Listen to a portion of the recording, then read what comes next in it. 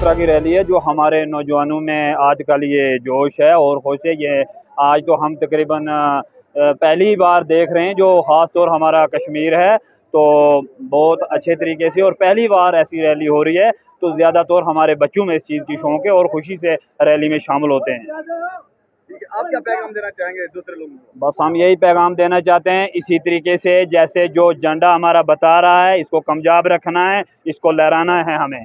First time है ये, first time देखा हमने ऐसी रैली हो रही है, ये आज तक कभी हुआ ही नहीं है।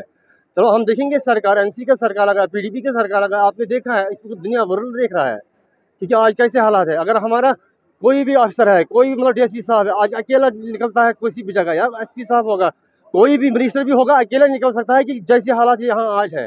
पूरा अमन है, यही डेवलपमेंट होनी चाहिए कि हमारे भी यहाँ बहुत सी प्रॉब्लम है सर, यहाँ टूरिस्ट एरिया है। मैं इसे एलजी को भी आपके जरिए ये मैसेज देना चाह रहा हूँ और मोदी साहब को भी मैसेज में देना चाह रहा हूँ कि हमारा इलाका बहुत पसंद आ, यहाँ कोई फैक्ट्री का वसाइल नहीं है, कोई वसाइल नहीं है, इसलिए मुझे ये टूरिज्म एरिया है, ये गार्ड गिफ्ट है यहाँ हमारा तासर मास है, नागाबैरिन है, और देखो यहाँ कितने कितने टूरिस्ट हट बन चुके हैं और हमारे जवान। ये जो मेरी माटी मेरा देश का है, it's one of the important components that we are commemorating here.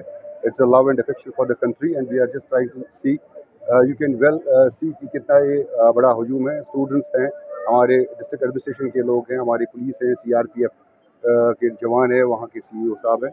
So everybody was a part of this mega rally.